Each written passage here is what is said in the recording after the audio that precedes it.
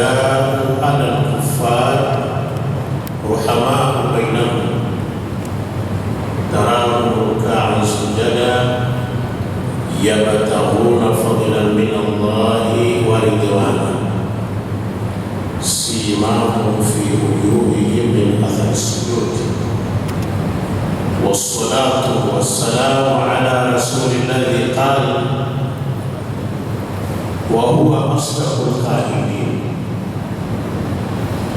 لا تزالون بخير ما دام فيكم من رآني وصاحبني وعلى آله وأصحابه أجمعين وبعد. Bahati nzuri Imam na pia msomaji wetu wa Qur'an amesoma aya ambazo zina munasaba na darasa yetu ambayo ni sahaba na Mtume sallallahu alaihi wasallam. Katika aya hizi ametaja sifa, ziko sifa 5 ambazo zimetajwa za masahaba. Sifa ya kwanza ni ashiddau ala al-kufar, au sifa ya kwanza tunaweza kutaja sifa 6. Kwamba la kwanza wako pamoja na Mtume Muhammad kwa kauli yake Muhammadur Rasulullah, walladhina ma'ahu ashiddau ala al-kuffar. Muhammad ni mtume wa Mwenyezi Mungu na walio pamoja naye. Hawa walio pamoja na Mtume Muhammad ni sahaba, ndio ambao walikuwa na umoja wa kweli na Mtume sallallahu alaihi wasallam. Hii sifa ya kwanza ni ma'iyatu rasul. Lakini sifa ya pili ashiddau ala al-kuffar, manake hawa ni watu ambao dhawi quwwati wassalaba fi amri dinihi duna mailin lidhurfi, ni watu ambao wana nguvu na ukakamavu, ndio hawa ashiddau ala al-kuffar katika dini ya Mwenyezi Mungu, basi na kupondokea kwenye udhaifu. Hawaelemei kwenye udhaifu, ni watu wenye swala, kama ilivyokuja katika al-Jami'u li ahkam al-Qur'an ya Imam Qurtubi, kwamba hao ni ashabu al-izzati wal-quwwa fi muqara'ati a'da'i Allah bila hawadati wala muhadana, ni kwamba ni watu wenye nguvu. Wasema walladhina ma'ahu, na wale walio pamoja na Mtume Muhammad sahaba. Sifa ya kubwa ashiddau ala al-kuffar, ni wakali wenye nguvu dhidi ya makafiri. Kwa sahaba walillahi alhamd, Mwenyezi Mungu aliwafanya ni wenye social power, nguvu za kijamii walikuwa wako juu kuliko kufaa, hata economic power, nguvu za kiuchumi walikuwa wako juu sahaba. Lakini hata psychological power walikuwa wako juu, hata military power, nguvu za kijeshi walikuwa wako juu. Ala al-kuffar, ni juu kuliko makafiri. Ala ni al-isti'la al-majazi yufidu tamakuna, ni kwamba yafidisha kwamba kuna power ambayo sio kawaida walikuwa nayo, Sasa hii pawa tunaweza tukajifunza kitu kwa sahaba. Ni kwamba moja ya kitu tunachojifunza ni kwamba ni hapa yabtahuna fadlan min Allahi wa ridwana. Jambo hili ndio liliwapa pawa zote hizi masahaba, wakawa na nguvu zinazozungumzwa. Ni kwamba kila amali anayoifanya sahaba na akili yake yote sahaba yuko fi ibtighai mardhati llahi taala, ni katika kutafuta radhi za Allah. Kwa hiyo hawa ilikuwa akhera wameitanguliza kuliko dunia. Ikiwa Waislamu wa zama hizi watakuwa na sifa hizi, watakuwa ashiddau ala al-kuffar kama sahaba, kwamba kuitanguliza akhera, shughuli yako kubwa yenye akhera kuliko ulimwengu, kama anasema Mtume Muhammad sallallahu alaihi wasallam katika hadithi sahihi, man kanat al-akhiratu hammahu ja'ala Allahu minahu fi qalbihi wa jama'a shamlahu wa atatuhu dunya raghima. Mtume Muhammad anasema yoyote ambaye akhera imekuwa ndio kusudio lake kubwa, au akhera imekuwa ndio shughuli yake kubwa, ja'ala Allahu ghinahu fi qalbihi, Mwenyezi Mungu ataweka utajiri wake ndani ya moyo wake.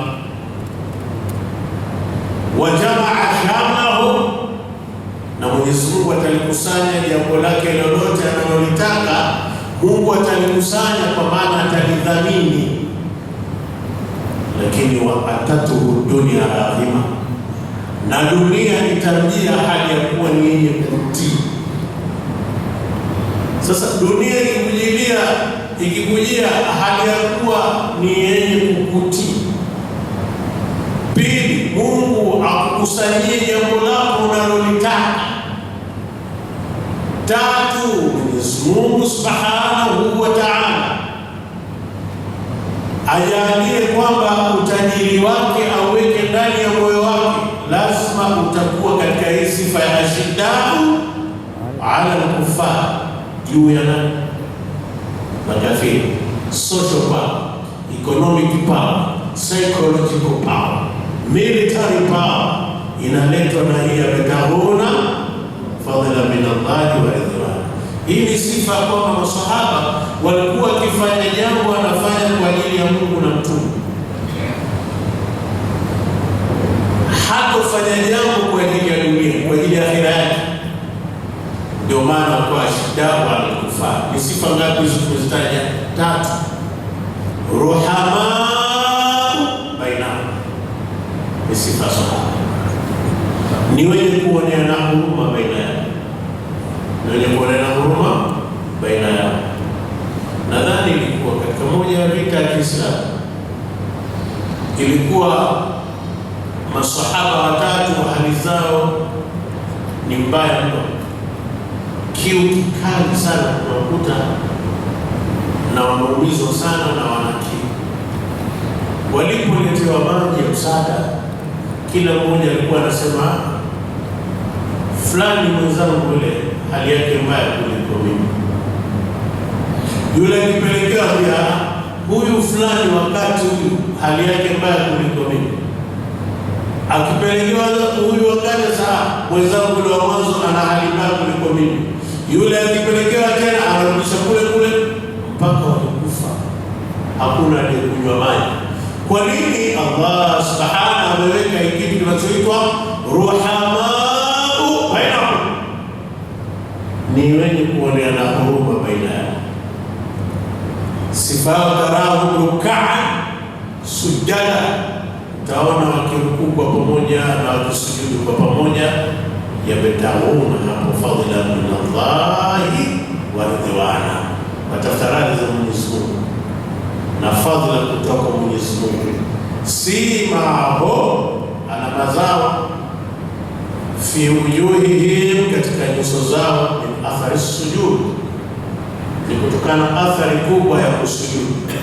Mtu ambaye ana athari ya sijida ni yule ambaye ukimtazama shida zinaondoka, stress zinaondoka. Imethibitika leo na katika jarida moja la Kiamerika, maandika mtu mwema akitazamwa na mtu, basi yule mtu alimtazama mtu mwema leo, hata mapigo yake ya moyo yanakaa vizuri, hata kama kwa kwenda juu anakaa vizuri. Lakini la pili, anakuwa mtu huyo stress za muondoka. Kwa hiyo watu wema ni dawa. Annasu dawa wa dawau nasi qurbu, watu ni ugonjwa na dawa yao ni kuwa karibu, kuwakurubisha watu, kuwa karibu nao. Wa fi i'tizalihim qat'ul mawaddat. Basi sahaba hizi ni sifa zao. Niliona tuanze na Qur'ani kusoma, imetupatia sifa nyingi za sahaba. Hizi sifa tano, na msingi wa sifa yao ni ile ikhlas, yabtahuna fadlan min Allah wa ridwana. Lakini kuna haja katika hii, inatosha kuwa ni taarifu ya sahaba. Katika sharti za taarifu ambazo ziko kwenye mantiki, ilmu ya mantiki, yatosha hiyo ni taarifu ya sahaba, lakini haijatosha ukizingatia sharia kwamba sahaba sasa ni mtu gani. Hizi sifa naam, kitabu kwa mantiki asema ndio sahaba, lakini kwa sharia sahaba ni kullu man laqiya rasula, kila yule aliyemwona Mtume sallallahu alaihi wasallam wa amana bihi, kila aliyemkuta Mtume, aliyekutana na Mtume na akamwamini Mtume sallallahu alaihi wasallam. Lakini haya mawili hayatoshi. Wa mata ala alislam, akafa hali ya kuwa kwenye Uislamu, huyo ndio sahaba. Sifa tatu: kwanza, akutane na Mtume au amuone Mtume walau lahdha,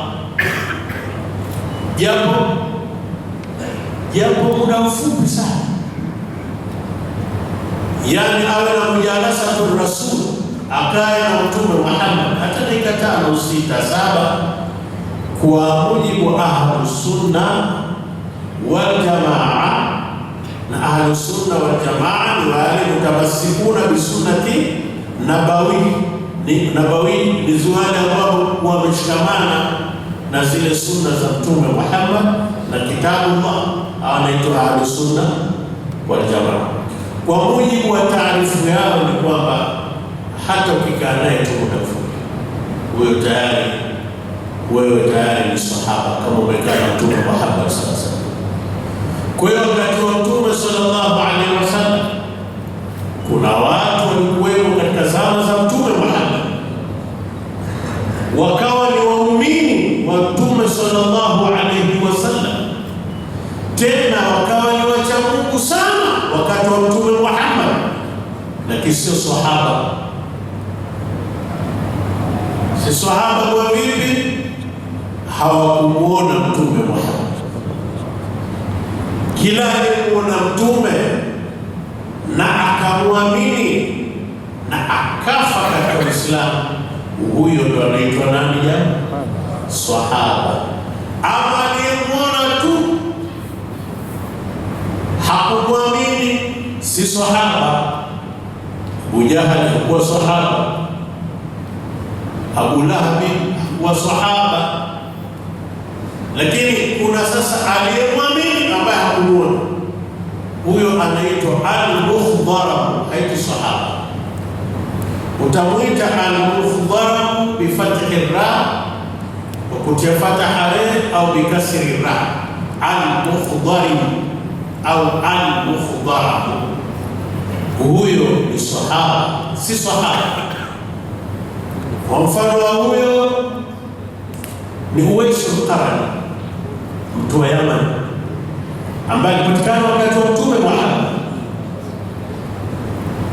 na ni mchaji Mungu sana na ni mtu mwema sana, mpaka Mtume Muhammad akamhusia Sayyidina Umar bin Khattab na Sayyidina Ali bin Abi Talib kwamba wamtafute huyo awaombee Mungu. Lakini hakuwa sahaba, na kilichomzuia simwone Mtume Muhammad ni wingi wa kumtenda wema mama yake.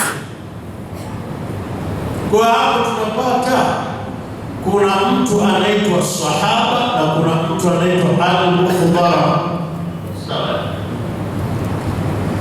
hata kama mtu ni jini, hata kama ni jini pia anakuwa sahaba. Ukisoma al-Isaba fi tamyizi sahaba, hapo nje tu hapo kwenye maduka yanapatikana hapa Mtoro. Al-Isaba fi tamyizi sahaba ni kitabu cha Ibn Hajar al-Asqalani. Utaona ndani ya kitabu kile kaandika majini ambao walikuwa ni sahaba kwa sababu alimuona Mtume Muhammad. Tarikhi ndivyo inavyotuambia kwamba nafaru min aljinni, kundi katika majini, ndio Qur'an inatuambia walimuona Mtume sallallahu alaihi wasallam. Si hata katika suratul jinn asema qul uhiya ilayya annahu istama'a nafaru min aljinni faqalu inna sami'na Qur'anan ajaba yahdi ila rushdi fa amanna bih. Sasa kama umeamini Qur'an, umemwamini Mtume Muhammad. Lakini pia walionana na Mtume sallallahu alaihi wasallam. Kifika Maka utaonyeshwa mahala ambapo walikutana na Mtume sallallahu alaihi wasallam, majini, masjidi jini. Sasa wale waliomuona Mtume katika majini ni sahaba. Kwa mfano Amr bin Jabir al-Jinni, Ahqab, Shasir, Basir, Hussan au Hassan na Bassan, wote hao na Zub'a, wote hao ni katika nani? Lakini wamekuwa ni sahaba kwa sababu wamemwona Mtume na wakamwamini Mtume Muhammad, na wamekufa ni Waislamu. Baadhi yao wamekufa ni Waislamu. Kwa hiyo ndio taarifu ya neno sahaba. Ama sifa zao hizi tulizozitanguliza kabla ya taarifu. Na Mtume Muhammad sallallahu alayhi wa alihi wasallam, kwa kutegemezea sifa nyingine ya sahaba, moja ya sifa kubwa ya sahaba ni kwamba ni radhiyallahu anhum wa radu anhu, ni sifa masahaba. Amewaridhia Mwenyezi Mungu, ni watu ambao wametangazwa moja kwa moja kwenye Qur'an kwamba Mwenyezi Mungu amewaridhia na wao wamemridhia Mwenyezi Mungu. Wamemridhia kwenye jambo gani? Allah wameridhia makadiri yote ya Mwenyezi Mungu. Sahaba, moja ya sifa ya sahaba. Hawa ndio ambao walifikia daraja ya kukubali kwamba ma aswabaka lam yakun liyukhtiaka wa ma akhta'aka lam yakun liyusibaka, lenye kukupata halikuwa lenye kukukosa na lenye kukukosa halikuwa lenye kukupata. Ukishaamini qadar una wingi wa tawakkul. Kwa hiyo masahaba, haswa sahaba, walikuwa na tawakkul ya kutosha. Na Qur'ani ndivyo inavyotuambia, surati Nur aya ya 100, sura ya 24 ya 100, wasabiquna alawwalun min almuhajirin wal ansar, na waliotangulia mwanzo katika muhajirina na ansar, walladhina tabauhum biihsan, na wale waliowafuatia nyuma kwa kutenda wema, kwa wema, radhiyallahu anhum wa radu anhu, Mwenyezi Mungu amewaridhia na wao wamemridhia Mwenyezi Mungu. Wa a'adda lahum jannatin tajri tahtaha al-anhar, na Mwenyezi Mungu amewaandalia pepo ambao hupita chini yake mito, khalidina fiha abada, hali ya kuwa ni wenye kukaa peponi milele. Dhalika alfawzu alazim, huko ndiko kufuzu kuliko kuwa kukubwa. Kwa hiyo maswahaba ni watu ambao walioridhiwa na Mwenyezi Mungu kwa mujibu wa Qur'an. Kwa nini hawa ni wameridhiwa na Mwenyezi Mungu? Yabtaghuna fadla min Allahi wa ridwana, jambo lao ni ikhlas. Labda unaweza ukataka kujua sahaba hasa ni wangapi kwa idadi. Ukisoma katika kitabu Al-Isti'abu fi ma'rifati al-ashab, hiki ni cha bin Abdul Barri. Hata hiki tulichokitaja Al-Iswaba fi ma'rifati as-sahaba cha Ibn Hajar Asqalani, hata Usudul Ghaba ile Ibn al-Athir na Siyaru min A'lami Nubala na vingi, utaona kwamba vitabu vyote hivi hawajaainisha idadi maalumu ya sahaba. Hakuna al-adadul muhaddad, hakuna idadi maalumu iliyopangwa kwamba maswahaba ni wangapi, isipokuwa kunasemwa tu kwamba sahaba ni zaidi ya 114, ni zaidi ya 114. Na moja ya sifa nyingine ya sahaba, Qur'an imethibitisha kwamba tosha yao ni Allah subhanahu wa ta'ala. Sura ya 8 ya 64, ya ayuhan nabiyyu hasbuka Allah wa man ittaba'aka minal mu'minin. Qur'an inasema, ewe mtume, tosha yako ni Mwenyezi Mungu na waliokufuata katika waumini wa kweli. Lamuli istighraqi jamii sifati, waumini wa kweli wote tosha yao ni Allah. Sasa hao almu'minun kaambiwa hao ni sahaba, na hata ambaye si sahaba akawa anaishi na ile mienendo ya kiswahaba, basi naye anaingia katika aya hii. Na hawa maswahaba, sifa nyingine, hii ni upande wa aya. Tumetazama Qur'ani sifa za sahaba, tutazame hadithi za Mtume Muhammad. Katika hadithi sahihi inayotokana na Abdullah bin Mas'ud, ambaye huyu Abdullah bin Mas'ud, wakati wale sahaba wa kijini wakiupata uswahaba, huyu Abdullah bin Mas'ud alikuwa pamoja na Mtume Muhammad sallallahu alayhi wasallam. Huyu bwana lazama Rasulullah sallallahu alayhi wasallama mulazamata dhillin li sahibihi, alikuwa analazimiana na Mtume kama kivuli kinavyolazimiana na mwenye kivuli, huachani na kivuli. Sifa hii kaipewa katika Suwaru min hayati sahaba, soma kitabu hicho. Sasa katika hadithi tunaona kwamba ni kama Qur'ani inavyosema kwamba sahaba ndio wabora wa watu baada ya Mtume Muhammad.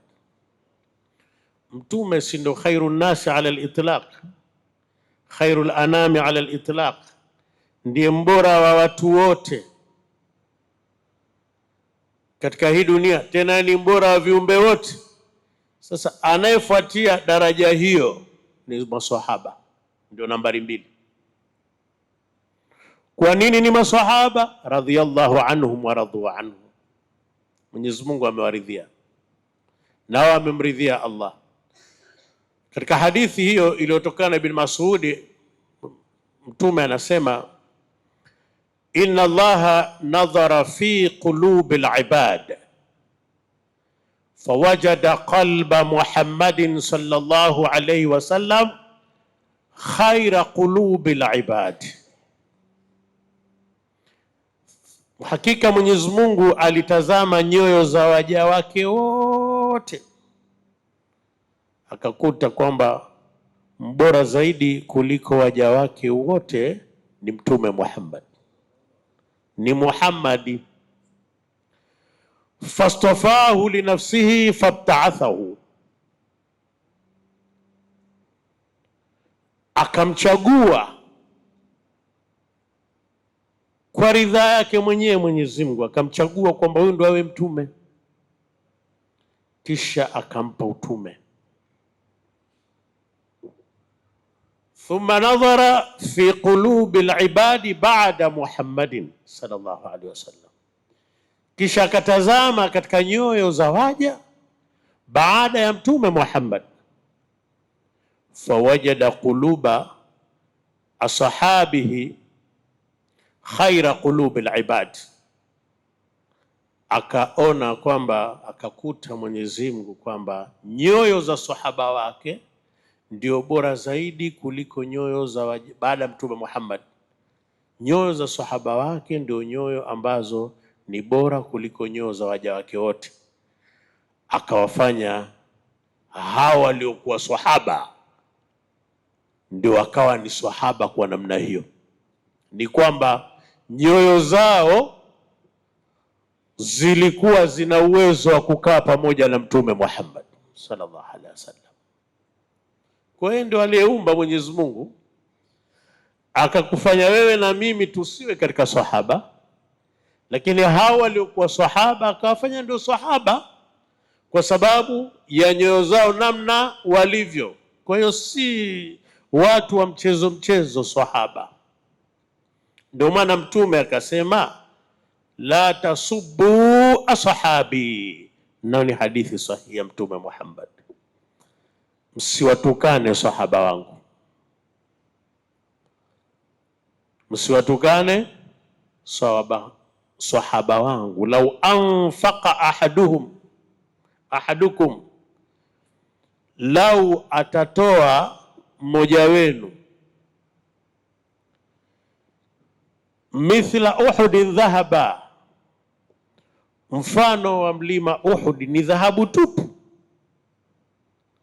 asema hicho alichokitoa huyo bwana haitofanana na kibaba, yani kitu kidogo alichokitoa sahaba au nusu hicho kitu. Wewe utatoa mlima mzima wa Uhudi utoe ni sadaka, sahaba atoe mudi, kibaba kidogo tu kimoja, basi ubora wa hiki alichokitoa sahaba hakilingani na kile mtu alichotoa mlima mzima. Utoe dunia nzima wewe sadaka, haitolingana na kiasi kidogo alichokitoa sahaba. Kwa nini? Ma qalla amalun baraza min qalbi zahidi wa ma kathura amalun ma qalla amalun baraza min qalbi zahidi wa ma kathura amalun baraza min qalbi raghibi. Haijawahi kuwa chache ibada iliyotokana na mtu ambaye ameupa nyongo ulimwengu, na tumeona sahaba namna walivyo, na haijawahi kuwa nyingi ibada au amal ya yule ambaye anaupenda ulimwengu. Kwa sahaba na sisi katika nyoyo hatufanani, kwa hata amal ya sahaba hatuwezi kuikuta. Kwa hiyo ubora wa masahaba ni hivyo, mpaka Mtume sallallahu alaihi wasallam, kutokana na kwamba masahaba ni wale ambao nyoyo zao ni tahara, ni safi, Mtume akasomesha ummati Muhammad kwamba washikamane sana na maswahaba. Utashikamana naye vipi? Soma maswahaba na menendo yao, jitahidi kuifuata menendo ya sahaba. Mtume sallallahu alaihi wasallam katika hadithi ambayo iko katika al-Musannaf ya Ibn Abi Shayba, ni hadithi sahihi, anasema la tazaluna bi khairin ma dama fikum man raani wa sahabani, hamtoacha kuwa nyinyi mmo kwenye kheri muda wa kuwa mpo wako, yani fikum, katika nyinyi wapo ambaye yupo ambaye kaniona na akashikamana na mimi, wasahabani kwa maana wala zamani, akashikamana na mimi. Wallahi la tazaluna bi khairin, na hapa Mwenyezi Mungu hamtoacha kuwa nyinyi mmo kwenye kheri maadama fikum maraa marraani wa sahaba man sahabani, hamtoacha kuwa nyinyi mmo kwenye kheri muda wa kuwa yupo ambaye kamuona aliyeniona mimi na akasuhubiana na aliyesuhubiana na mimi. Akasema tena wallahi, namuapa Mwenyezi Mungu, la tazaluna bi khairin, hamtoacha kuwa kwenye kheri maadama fikum man raa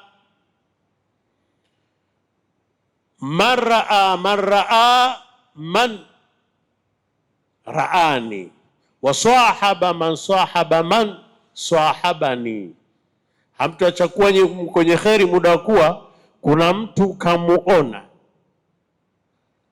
ambaye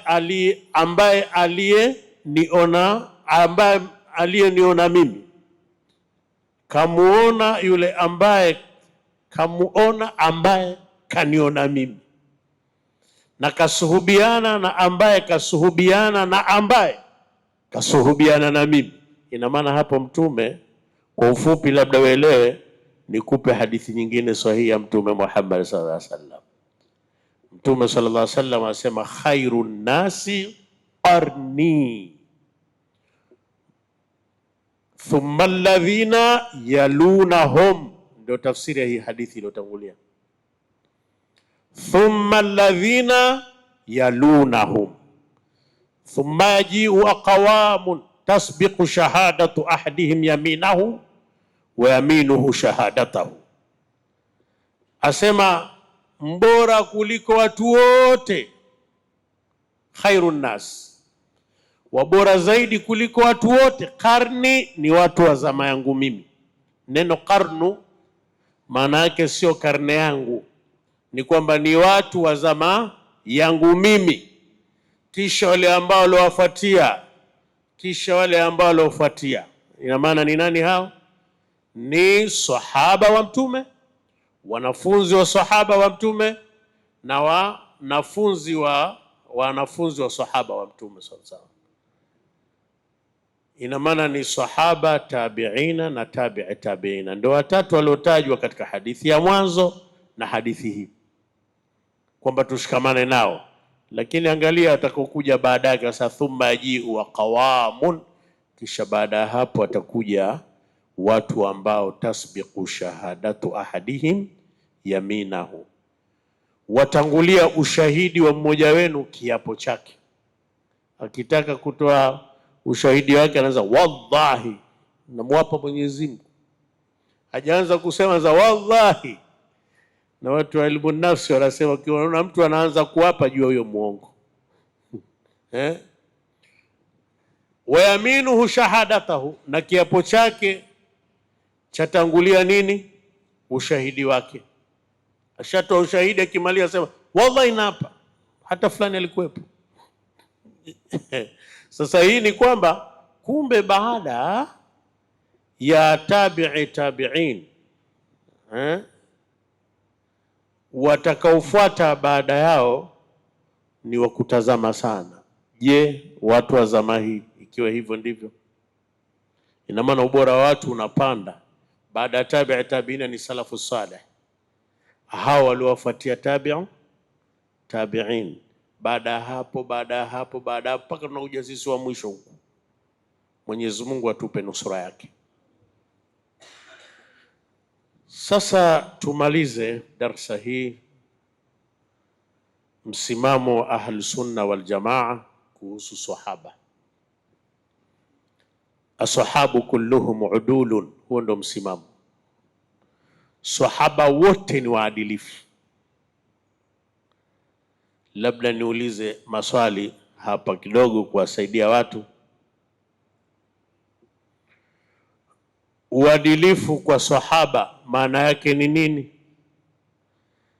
Nimesoma katika kitabu kinachoitwa Adalatu Sahaba fi Dhaw'il Qur'anil Karimi wa Sunnati Nabawiyya cha Dr. Imad Ashirbi. Anasema katika Ahlus Sunna wal Jamaa, tushazungumzia kwamba ni wale wenye kushikamana na sunna na kitabu Allah, ni kwamba uadilifu kwa sahaba maana yake si kwamba hawana dhambi au hawakosei, wanakosea, isipokuwa wao hawakusudii kumzushia Mtume Muhammad urongo na baadhi ya sifa. Kwa hiyo kwa Ahlus Sunna wal Jamaa msimamo wao ni kwamba sahaba wote ni waadilifu, labda asiyekuwa Ahlus Sunna wal Jamaa, lakini kwa Ahlus Sunna wal Jamaa sahaba wote ni waadilifu. Lakini kuna hadithi sahihi inasema fi as-sahabi 12 munafiqa, katika sahaba wangu, pamoja na sahaba wangu wapo watu wangapi? 12 wanafiki. Kuna wanafiki 12. Mnafiki katika Ahlus Sunna wal Jamaa hawezi kuwa sahaba. Hata Abdullah bin Ubayy bin Salul hakuwa sahaba, kwa sababu sahaba ni radhiyallahu anhum wa radu anhu, ni wale ambao Mwenyezi Mungu amewaridhia, kama Qur'ani inasema wasabiquna alawwaluna minal muhajirin wal ansari walladhina tabauhum biihsanin radhiyallahu anhum wa radu anhu. Kwa aya hiyo ni kuonyesha kwamba sahaba wote ni waadilifu. Ashabu kulluhum udulun. Kauli hii si hadithi, japo watu wanadhani ni hadithi ya Mtume sallallahu alaihi wasallam kwamba ashabu kulluhum udul. Ni kauli ya Ahlus Sunna wal Jamaa. Wengine wanasema kaizungumza Imam Nawawi, wengine wanasema kaizungumza Abdul Barri, wengine wanasema kaizungumza Ibn Hajar Asqalani, lakini tu kwamba huo ndo msimamo wa Ahlus Sunna wal Jamaa. Ama ile fi ashabi, Mtume hakusema min ashabi. Ingekuwa min, ingefidisha tabi'idh kwamba kuna mgawanyiko wa nani? Sahaba ambao ni waadilifu na wasiokuwa waadilifu. Lakini asema fi ashabi, ni kwamba hata hapa msikitini unaweza kwamba kunawezekana akawa kuna, au nisitole mfano msikiti, kwenye mkusanyiko kunaweza kuwepo waumini na wasiokuwa waumini. Hiyo fini ya musahaba yufidu tajamua, inafidisha kukusanyika, kuwa pamoja, upamoja. Lakini hakusema min ndio ingewagawanya maswahaba, kama ingekuwa ni min ya tabi'idh. Kwa hiyo ndugu zangu, kwa upande wa sahaba ni hivyo. Muhimu tushikamane na maneno ya Mtume Muhammad sallallahu alaihi wasallam kwamba tuishi kama maswahaba. La tazaluna bikhairin, nyinyi Waislamu hamtoacha kuwa muendelea kuwa ndani ya kheri, maadama fikum marraani waswahabani, muda kuwa katika nyinyi kuna ambaye kaniona, kwamba pamoja na nyinyi yupo ambaye kaniona na akafanyaje, akasuhubiana na mimi. Kwa hiyo sahaba ni watu watukufu na ni watu wa kuzingatiwa. Sasa bila shaka tutasema kwamba bado mada haijaisha, ukweli, lakini muda nao umeisha. Sasa mada inasema ni sahaba na mtume. Mbona mtume hapo hatujaona hii na hatujaiona? Nitoe tu mfano mmoja, nitoe mfano mmoja wakilishe sahaba wote.